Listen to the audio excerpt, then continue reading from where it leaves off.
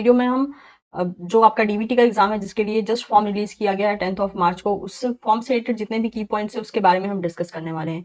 इस वीडियो में मैं सिर्फ और सिर्फ डीबीटी के फॉर्म के बारे में डिस्कस करूंगी, not about the GAT B. Okay, so let's proceed.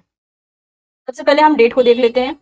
जो ऑनलाइन एप्लीकेशन है बेट एग्जाम के लिए, बेट यानी बायोटेक्नोलॉजी एलिजिबिलिटी टेस्ट, जिसे हम डीबीटी, क्योंकि ये आता है under the department of biotechnology, that is DBT, इसे हम डीबीटी जीआरएफ भी कहते हैं। तो इस एग्जाम के लिए जो एप्लीकेशन फॉर्म है वो 10th ऑफ मार्च से रिलीज किए जा चुके हैं और इसका लास्ट डेट होने वाला है 31st ऑफ मार्च 2023 और लास्ट डेट होने वाली है फी सबमिशन की भी, दैट विल बी 31st मार्च 2023। अगर मैं बात करूं फी की, तो अगर आप डीबीटी के एग्जाम के लिए फी देखना चाहते हैं तो ये अनरिजर्व कैटेगरी के लिए होने वाली है 1200, ओके, और SC ST PWD के लिए होने वाली है 600।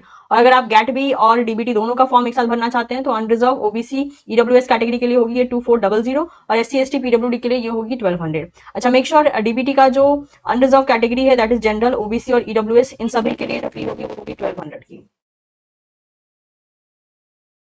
एग्जामिनेशन की बात कर लेते हैं। जो डीबीटी का एग्जाम है उसके उसका जो ओवरऑल डेट दिया गया है वो दिया गया है 23 of April 2023, that is on Sunday. इसके लिए जो करेक्शन फॉर्म, अगर आपकी फॉर्म को भरने में कुछ गड़बड़ हुई है तो उसके लिए जो करेक्शन का स्लॉट ओपन होगा वो होगा 3 ऑफ अप्रैल से लेकर 4 ऑफ अप्रैल तक। एग्जाम जो होगा वो कंप्यूटर बेस्ड टेस्ट के फॉर्म में होगा, मल्टीपल चॉइस क्वेश्चन आएंगे, 3 घंटे का आपको टाइम मिलेगा और एग्जाम का टाइमिंग होने वाला है 3 PM to 6 PM, mainly on 23 of April 2023। Admit card और बाकी सब चीजों के बारे में आपको इनकी ऑफिशियल वेबसाइट पे बता दिया जाएगा विद टाइम।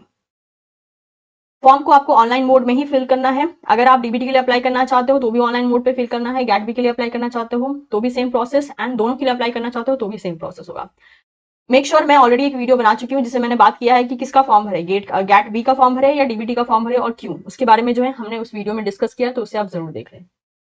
चलिए अब एलिजिबिलिटी क्राइटेरिया के बारे में बात कर लेते हैं कि कौन कौन से बच्चे एलिजिबल हैं डीबीटी के एग्जाम के लिए। ओके,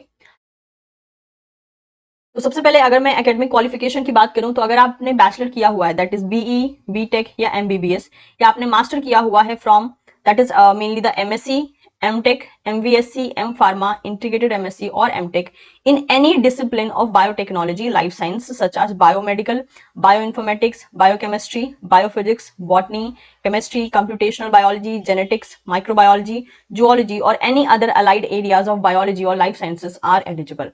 तो अगर आपकी बैचलर हो रखी है तो भी आप इस फॉर्म को भर सकते हैं, अगर आपकी मास्टर कंप्लीट हो रखी है तो भी आप इस फॉर्म को भर सकते हैं, बस डिपार्टमेंट ये होना चाहिए जो यहाँ पे मेंशन किया गया है। तो ऑलमोस्ट देखा जाए तो लगभग सारे ही डिपार्टमेंट के स्टूडेंट इसके लिए एलिजिबल होते हैं, whether they are from this region और दिस।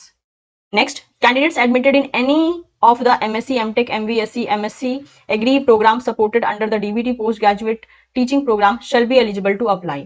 और अगर आपने ऑलरेडी एडमिशन लिया है MSc, MTech, MVSc या MSc प्रोग्राम में और वो जो प्रोग्राम है वो डीबीटी के अंडर में आता है तो भी आप अप्लाई कर सकते हैं। Candidates who are yet to appear in the final semester examination और awaiting result of a final semester shall also be eligible.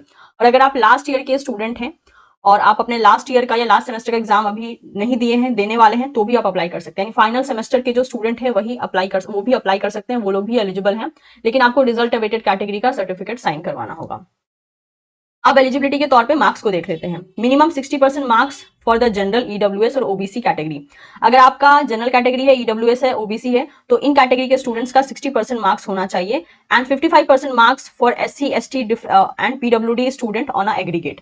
ये किसके बेसिस पे बोला है, जो भी डिग्री आपकी हाईएस्ट होगी, यानी अगर आप मास्टर की डिग्री से अप्लाई कर रहे हैं तो सेम मार्क्स होने चाहिए, अगर आप BSc या sorry not BSc, BE, BTech, MBBS इनकी डिग्री से अप्लाई कर रहे हैं तो भी सेम क्राइटेरिया होना चाहिए मार्क्स का। जो भी आपकी हायर डिग्री से आप अप्लाई करेंगे इन कैटेगरीज के लिए इट शुड बी 60% मार्क्स और इन कैटेगरी के लिए it should be 55% marks.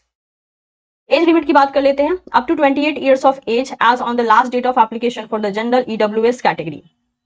28 years तक का एज लिमिट दिया गया for the general and EWS category students. Age relaxation up to 5 years that is till 33 years for the SC ST differentially abled and candidate women.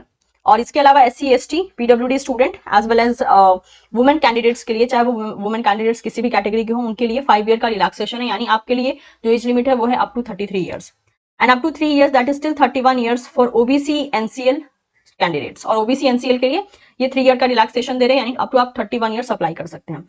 बाकी सारी details guys कि photograph की size क्या होनी चाहिए, कौन कौन से मेनली डॉक्यूमेंट्स को अपलोड करना है, ये सब कुछ आपको इसी ब्रोशर में मिल जाएगा।